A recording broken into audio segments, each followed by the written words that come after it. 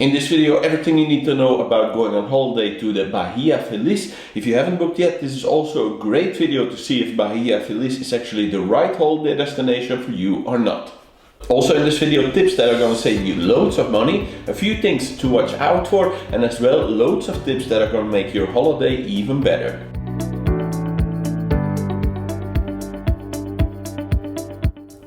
When it comes to beaches in Bahia Feliz, there isn't really such a big choice. Also because the Bahia Feliz is a pretty small area. The main beach here is a rocky little beach with a sandy kind of chill and relax area next to it. A bit further down you will find the Playa del Ajia. This is a black sandy beach that is more natural and a larger beach in the area and also within walking distance.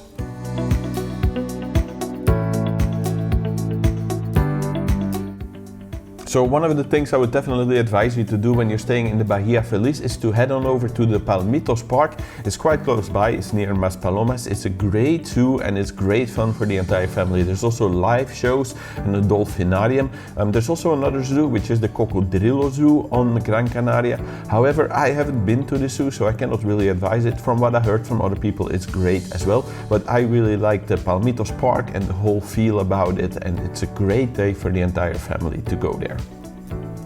The Bahia Feliz area is not very big, there's not really that much to do, so it might be that you also want to explore a little bit of the island. If this is the case, I would definitely advise you to rent a car because it's a really cheap way to get around, especially in Gran Canaria and the Canary Islands in general. Renting a car is about only 10 euros, so it's very cheap compared to the rest of Spain, and I would definitely advise anyone going to the Canary Islands to rent a car. 10 euros, fully comprehensive insurance, and it will get you all over the island. Also, from getting to the airport and from the airport, it's also a great way to save money on the transport. If you are planning on renting a car, then do know that on my website I have a full list with companies that I use when traveling to the Canary Islands and Gran Canaria, and also a quick checklist with what to do and what not to do if you're renting a car in Gran Canaria. If you are renting a car, then definitely I would advise you to head on over to the other side of the island, which is Agayete or Puerto de las Nieves. It's the same place, but Agayete is basically the town and Puerto de las Nieves is like the coastal side and the sea and everything. Why would I advise this? It's a great place to go and have a look. It's very unique, it's different, but also you can stop along different places along the way in the mountains and just see how really Gran Canaria is and not like how it is touristically. So definitely take your car, head on over into the mountains and drive to Agayete. They also have great restaurants there. There's like nice salt water pools to swim, so it's just like a good thing for the entire family.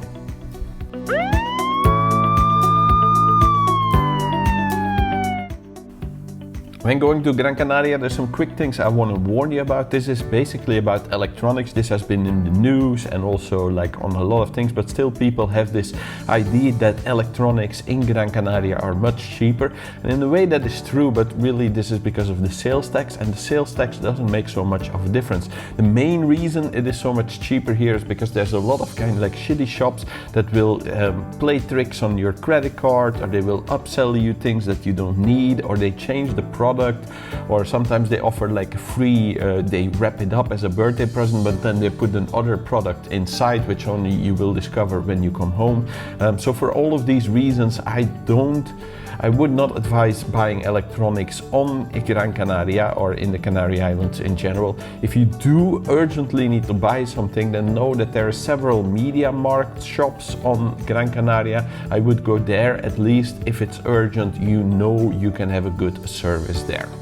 So I just quickly want to point out one more time before I move on to these next tips is that Gran Canaria is a great place. I'm just giving you these tips so you can have a great holiday there. If you like this kind of advice, like I always do, talk about the good and the bad with the end goal of you having a better holiday, then don't forget to subscribe to the channel. Click the subscribe button and you will find all my videos even more easy. There's about 60 of them covering Gran Canaria and hundreds covering all other destinations in Spain and abroad. The next thing is about these flyers you can find on the street. This is about different companies who do this. If it's for a bar or for a restaurant, then it's 100% totally fine most of the time. But if it's for an excursion, then most of the time what it is, it's a very cheap or free excursion you can go on. But then what they don't tell you is that the majority of the excursion is basically sitting through some kind of a sales presentation, or you will be taken to like a aloe vera company or something like this. It can be a lot of things where you have to sit through a sales presentation. The other thing with this is as well, sometimes they walk up to you and they give you like a lottery ticket, and as soon as you scratch it, basically you have won a great prize, but you have to go and pick it up in a restaurant, and this is also always about timeshare. So if you find any random flyers with excursions on the street, don't go on these excursions. If it's a lottery ticket, don't take these lottery tickets. It's that simple. The next thing is about the buggy tours. There's quite a lot of companies in Gran Canaria who offer these, but all of them are different. So if you are going to go on a buggy tour, then do make sure that you book with a good company that has good reviews, because there's quite a few companies out there who will basically, a lot of complaints are about that they take you to random places in the mountain and that you have to like buy food there, or it can also be like that they really don't take you off-road, they just let you drive on the main road like you see here, or things like this. So all of these, just have a look online before booking any buggy tours, that you're booking with the right company that has good reviews.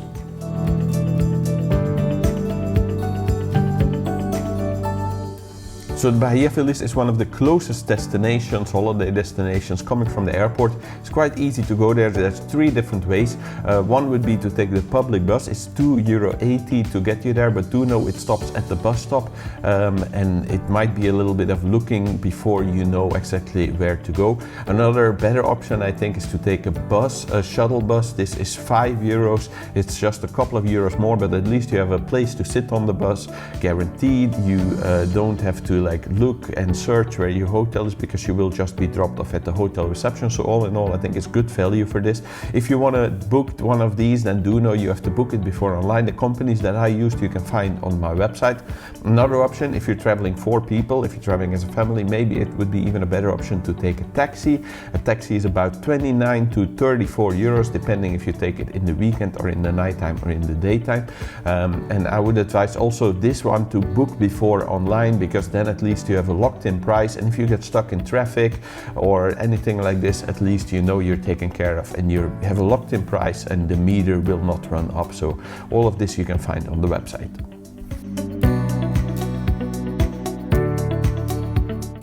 So when is the right time for you to be visiting the Bahia Feliz? Well, know that Gran Canaria has a great climate all year round. There is a little bit of a winter and a summer season, though. Winter season would have to be November, December, January and February, and also in this month the weather is really good.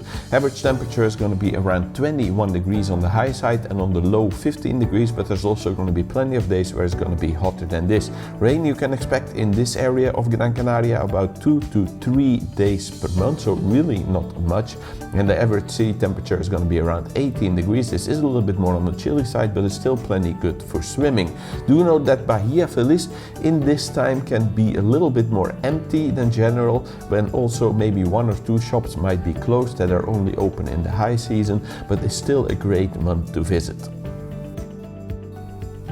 If you're looking for the best and most hot summer months, then May, June, July, August and September are definitely your best choices to go to the Bahia Feliz. There's also October, is basically the same weather, but it starts to rain a little bit more. So what can you expect in May, June, July, August and September? Well, the average temperature is going to be around 26 degrees in the Bahia Feliz, and the low temperature is going to be around 20 degrees. But there's also going to be plenty of days when it's going to be hotter than this. Do know that there's almost not going to be any rain normally in these months, except for October. Then there's 0 days of rain a month, and the sea temperature is a nice and comfortable 22 degrees, so ideal for the entire family to take a dip. Two months that are very interesting are basically March and April. The average temperature is still very nice. It's somewhere in between summer and winter. The high is 21 degrees and the low is 16 degrees. But like I said, there's going to be plenty of days it's going to be hotter than this as well. And there's almost no rain. There's one day of rain a month, so really ain't that much. Sea temperature is around 20 degrees. Why are these months so interesting? Basically, March and April are the best months to travel on a budget and find the best deals in Gran Canaria. This March and April, together with November as well, make up the best months to find budget deals.